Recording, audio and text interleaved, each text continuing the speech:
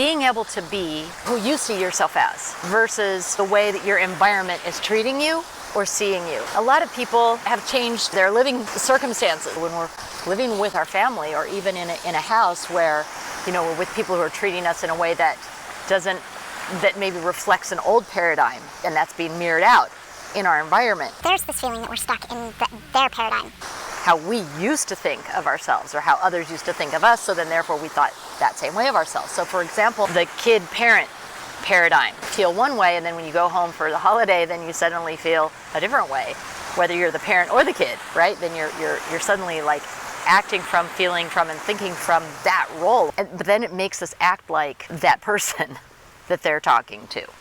Or we get frustrated and angry at them. Under subtext is, how can you not see me? Like, what kind of chick glasses are you wearing that you're saying that? Because if you knew who I was, you wouldn't say that. You wouldn't do that. You would not have done or said any of that. So you start to wonder, like, well, what's going on here? Either you're not paying attention, or you are and you don't care, or you're misreading me altogether. And that's really scary, because then what am I projecting? That you're reacting to a person who I don't feel like I am. If our path is to find the beliefs that are keeping us locked in old paradigms, and then love ourselves enough to move through that, if that's the assignment, then the question is, how can we be in those environments and think a different way about ourselves in the face of why suddenly there was no traffic, no people, it was totally quiet.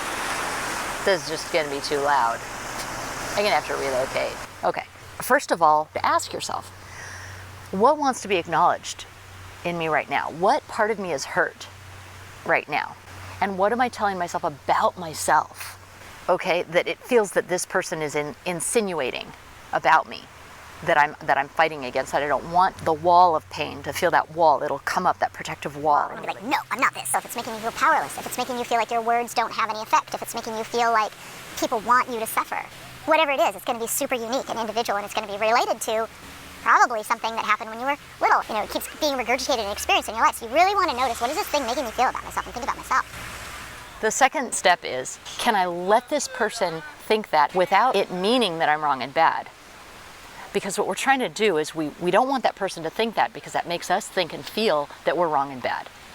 Even if we just think we're angry, we really examine that, deep down underneath that anger, it's because we're kind of afraid that it might be true. And the whole point is that it puts us into a state of powerlessness. Because if there was no real powerlessness about it, we would simply be annoyed but not hurt. And we would just say, hey, bro, knock it off. Like, seriously, what's going on with that? Garbage, man. It's really not okay.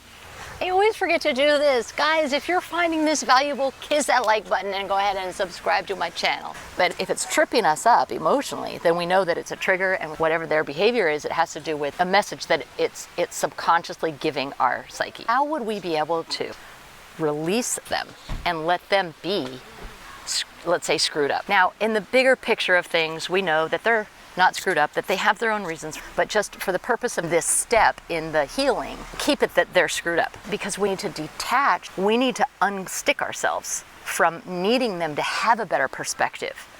But we can't do that as long as there's no backup. So we can't just let go of them and be like, no, you can just carry on with your perspective, I'm fine, because we're not. So we need to recognize the pain in us that wants them to be on our side, because we want to be on our side. We're trying to be on our side.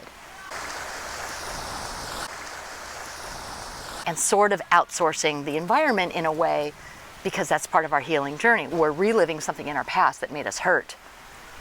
The reason we don't detach from it is because that would be like ripping off our arm instead of ripping off a Band-Aid. And we want to try to turn the thing into a Band-Aid. And how do we do that is find, where am I doing the same thing that they're doing when I hear them say that thing? And then part of me is like, hell no, that's not true. They're treating me like that. But inside that hell no, that's not true, is also, oh my God, what if it is? Because if we truly believed it wasn't, we would just take practical steps to solve the problem. And let yourself feel that. Let yourself perceive that. That's the tricky points. We always want to try to reverse it and talk ourselves out of it and have gratitude and feel good about ourselves and believe in ourselves. So we try to shut that shit down all the time. So what I'm suggesting is that if you discover that it's because you feel, you don't know why, but you just kind of feel guilty and you kind of feel ashamed and you don't have all the reasons, and that's totally fine. Can I be here with feeling a little bit, yes, angry at that. Anger is just a boundary trying to assert itself. Can I be here with feeling a little bit ashamed, and then unhook them and let them stay in their perspective, but me not go along for the ride? And I'm going to hold space. We're not going in and shifting a belief and changing anything. We're looking at how we actually are perceiving a situation that's hurting us, picking up ourselves in the middle of the road and being like,